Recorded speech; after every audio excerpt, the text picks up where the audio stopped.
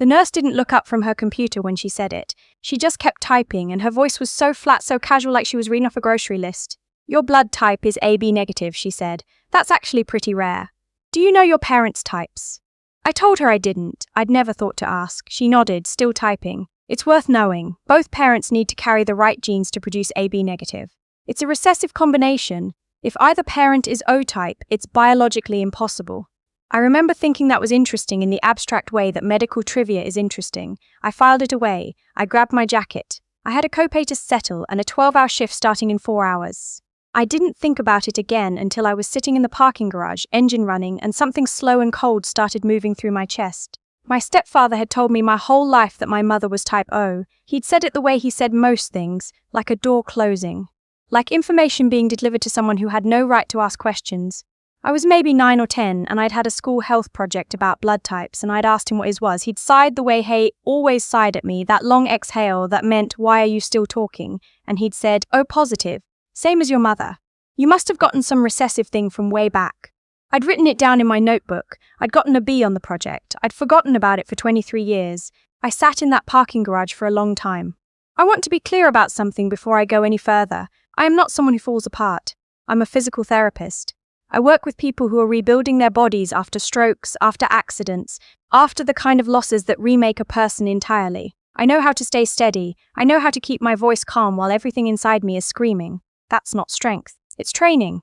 But I've always been good at it. I did not stay steady in that parking garage. I don't know how long I sat there. Long enough that the fluorescent light above my car started buzzing and then went out.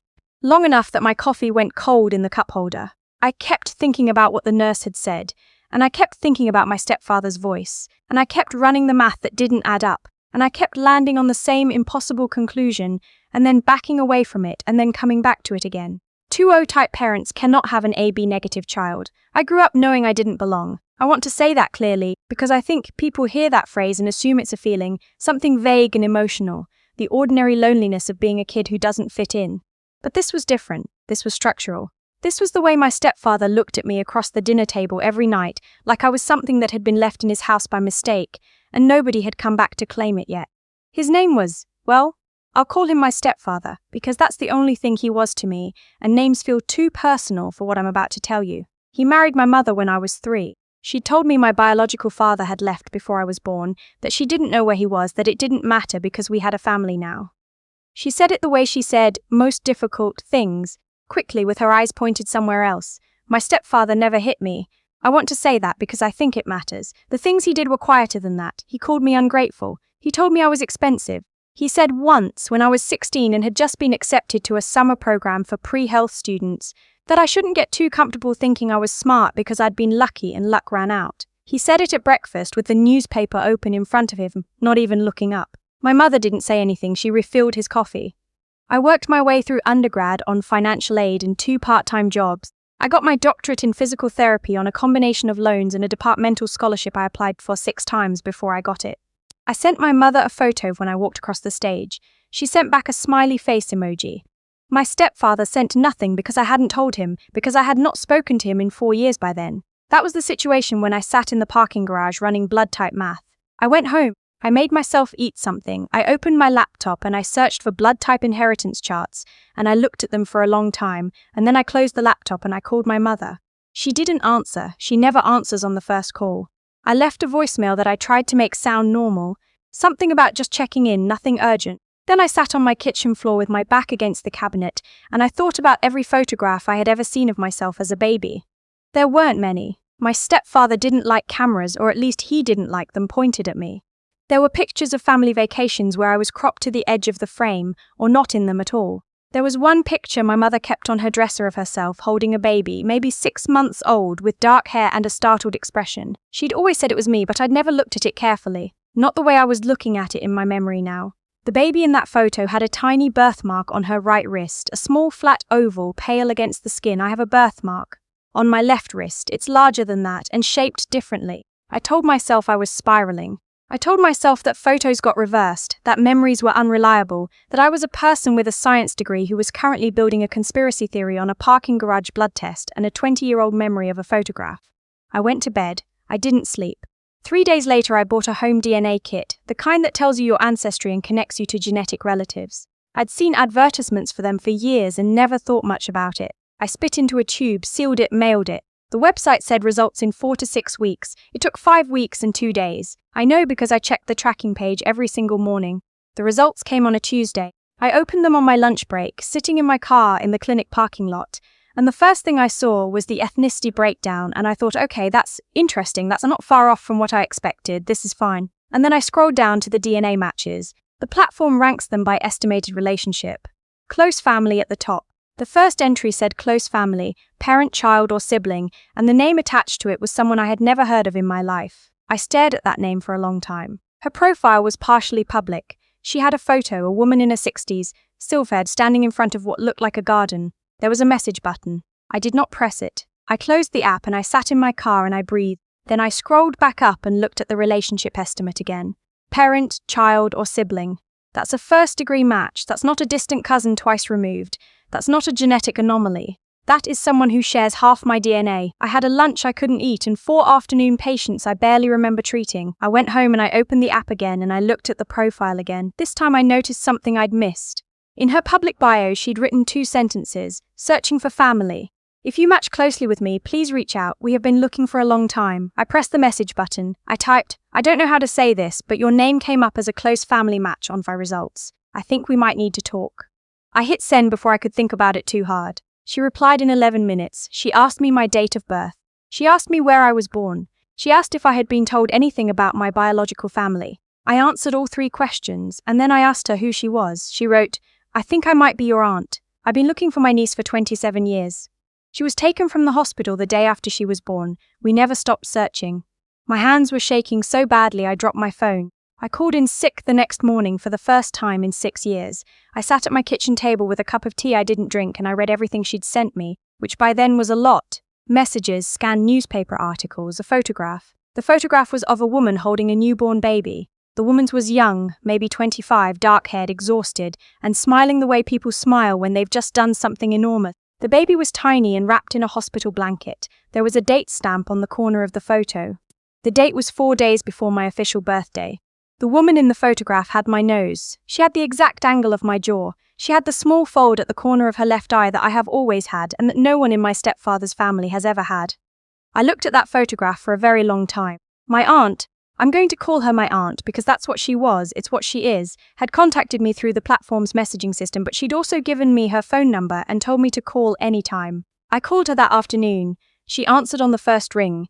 She told me that her sister, my biological mother, had given birth in a small regional hospital outside of Columbus, Ohio, in the late 90s. There had been staffing issues that night, a lot of movement. Her sister had been in recovery when it happened. The baby, me, had been taken to the nursery, and somewhere in the span of 2 hours, she had disappeared. The hospital said it was a clerical error at first. Then they said they were investigating. Then the police got involved and then eventually the FBI because it had crossed state lines. My aunt said the word taken very carefully. Like she'd practiced how to say it without it destroying her. They'd had leads over the years, a few false ones, a family friend who thought she'd seen something, a tip that went nowhere. They'd submitted DNA to every database they could access, waiting for a match to surface. My aunt had been uploading to consumer databases for 3 years, which is why she found me when she did. I asked her about my biological mother. There was a pause. She said her sister was alive and well. She said she hadn't told her yet that I'd been found, because she wanted to make sure first to be careful to not put her sister through another wave of hope that collapsed. But she said that her sister had never stopped looking either. She said, she kept your due date on her calendar every year. She never stopped counting. I had to put the phone down for a moment. I asked my aunt if she knew, if she had any idea how I'd ended up where I ended up. With my mother, with my stepfather. She was quiet for a moment. Then she said, we have some theories, we've always had theories, but we need confirmation. And now that we have you, now that we've actually found you, there are people who can get those answers.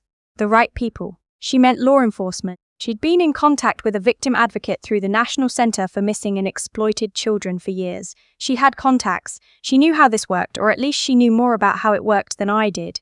I asked her what I should do. She said, first thing is, don't reach out to the people who raised you. Not yet. Not until we've talked to someone official. Can you do that? I said yes. I was thinking about my stepfather, about that long exhale of a sigh, about the word expensive. I was thinking about how he had never once looked at me like I was his. Because I wasn't. I had never been. The investigator who took my case was with the FBI field office in Lumber. She drove to meet me in person rather than doing it by phone, which I appreciated more than I can say. She sat in my living room with a legal pad and a very calm face, and she listened to everything I told her. She asked for my DNA results. I gave her the file. She asked for any documents my mother had kept. My birth certificate, social security card, vaccination records. I had photos of all of these on my phone from when I'd needed them for a job application 2 years earlier. She looked at each one carefully. Then she looked up and she said, "This is going to take some time, but I want you to understand what we're looking at here. If this is what we think it is, this is a federal kidnapping case. That changes a lot of things, legally speaking." I asked what she meant by that. She said, "There's no statute of limitations on federal kidnapping that involves a minor. No clock runs out on this. Whoever did this, however long ago it was, can still be charged. And if assets were involved, there are financial instruments that can claw those back too, regardless of how many times they changed hands." I thought of my stepfather's house, the house I'd grown up in, the one he'd always acted like a landlord about, like my living there was a service he was generously providing. It was in a nice neighborhood. He'd always had nice things. A truck, a boat he barely used, a garage full of equipment. I had never once thought to wonder where that money came from. He'd worked in property management, mid-level. It was a solid living, but not a lavish one. I'd always just accepted that somehow it added up. People do that. They accept the version of reality they were handed and they don't examine the seams. The investigation moved in a way I wasn't allowed to watch directly, and that was one of the hardest parts. The FBI investigator updated me when she could, which wasn't often. I kept going to work. I kept treating patients. I kept not calling my mother. My aunt and I talked almost every day. She is someone I cannot imagine not having in my life now. She sent me photos. She told me stories. She told me about my biological mother's laugh, which apparently is loud and embarrassing in restaurants, and she has never once been ashamed of it. She told me my biological grandmother made a specific kind of apple cake every fall that my biological mother had requested for her birthday for 40 consecutive years. I wrote all of it down. I don't know why, I just needed to have it somewhere real. 8 weeks after my first conversation with the FBI, I got a phone call from the investigator. She said, "We're ready to move forward. I need you to know that when we do, there will likely be an arrest. It could be in the news. Are you prepared for that?" I said I wasn't, but I said it anyway. 2 days later, my stepfather was arrested at his home on federal kidnapping charges. I found out from a news alert on my phone. His name and a photo, the one that had been taken for a county contractor license 3 years ago. I sat with my phone in my hand for a very long time. The story as it emerged was this: a woman my stepfather had known, a nursing aide who had worked briefly at that Columbus hospital, had been in serious debt when I was born. She had been approached by someone, my stepfather, who was looking for a child. My mother, the woman who raised me, had lost a pregnancy late in the same year. They had not been able to conceive. They wanted a baby. They were willing to pay. The nursing aide facilitated the rest. She had access to the nursery. She knew the schedule. She knew which nights were understaffed. They had paid her in cash. Multiple transactions, small enough to avoid reporting requirements. My stepfather had used money he'd been skimming from a property management account for years, which was a separate federal crime that investigators found when they pulled his financial records. My mother, the woman who raised me, she knew. The investigation made that clear. She hadn't taken me, hadn't planned it, but she had known where I came from. She had held me knowing. She had looked me in the eye at breakfast every morning for 18 years knowing. When I'd asked about my biological father, she had looked somewhere else and kept the lie going. I don't know what to do with that. I'm still figuring out what to do with that. It's its own separate grief, the kind that doesn't have a clean shape yet. My stepfather's attorney tried a statute of limitations defense in the preliminary hearing. The judge dismissed it in about 4 minutes. Federal kidnapping of a minor, no limitations. The attorney tried a second angle, that my stepfather had acted under duress, that the nursing aide had coerced him. The judge noted for the record that my stepfather had initiated contact with the nursing aide, had made the financial arrangements, and had maintained the arrangement for nearly 3 decades. Duress did not apply. Then there was the financial question. The properties my stepfather had purchased over the years, some of them were bought with money from accounts that investigators traced back to embezzled funds. But there was something else. My biological family they're not wealthy in the way that word sometimes sounds. But my biological grandmother had passed away several years earlier and left an estate that included a house, some land, and a trust fund that had been established for her grandchildren. I was listed in that trust. I had been listed by name as one of 3 beneficiaries, and the estate had been waiting legally in limbo because one beneficiary was unlocated. That beneficiary was me. The trust attorney contacted me directly once the DNA confirmation was official. He explained that the funds had been held, accruing interest, for 6 years since my grandmother's death. He explained what a distribution would look like. I had to sit down when he told me the number. Not because it was enormous in the way that lottery numbers are enormous, but because I had spent my entire adult life calculating whether I could afford things. Whether I could afford the right running shoes, whether I could afford to replace my car when the transmission started slipping, whether I could afford to take a day off. And here was money that had been sitting there, waiting for me, for 6 years. Money that was mine by blood and by law, and that I had never known existed because I had been taken from the family that would have told me.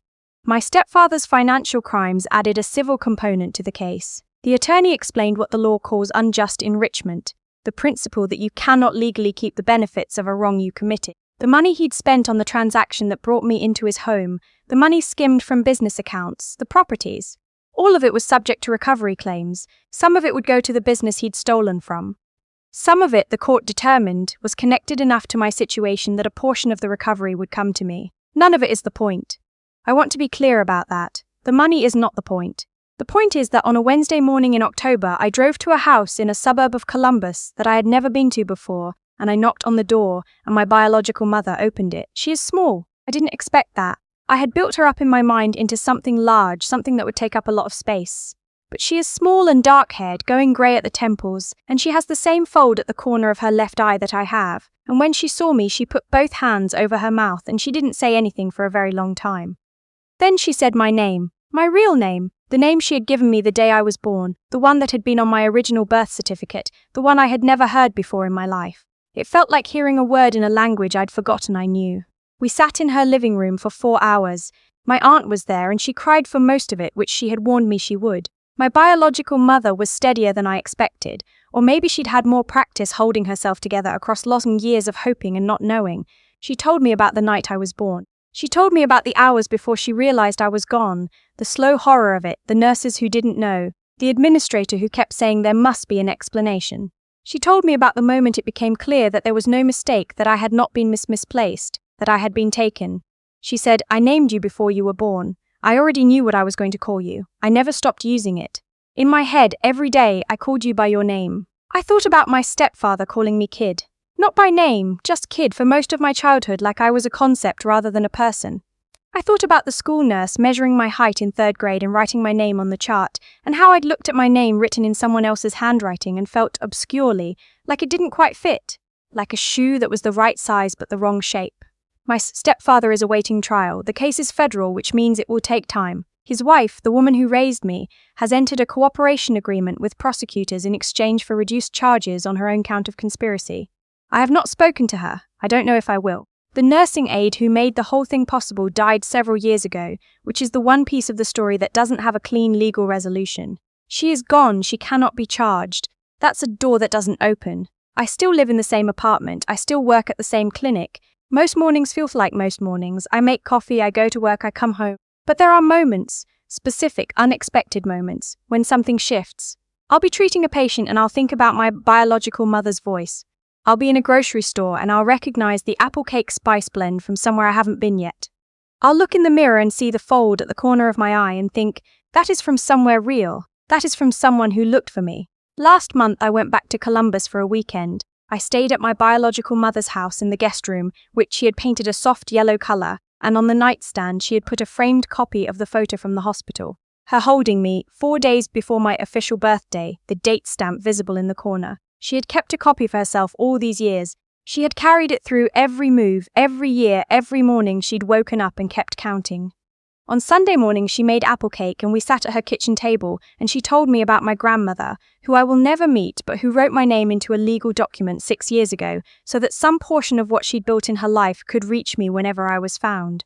I thought about what it means to be claimed, not as property, not the way my stepfather had claimed me, the way you claim something you found and decided to keep, but claimed the way my grandmother had done it, quietly and without knowing if it would ever matter, writing a name into a document, leaving a door open. The nurse in that clinic had no idea what she was setting in motion when she mentioned a blood type out loud. I drove home Sunday evening with the windows down. It was cold enough that I probably should have closed them, but I didn't. I wanted the air to move. I have spent 31 years not quite fitting into the shape of the life I was given. I have spent 31 years pushing against a story that never explained me correctly. I know my name now. My real name, the one that was waiting. I'm still learning how to answer to it.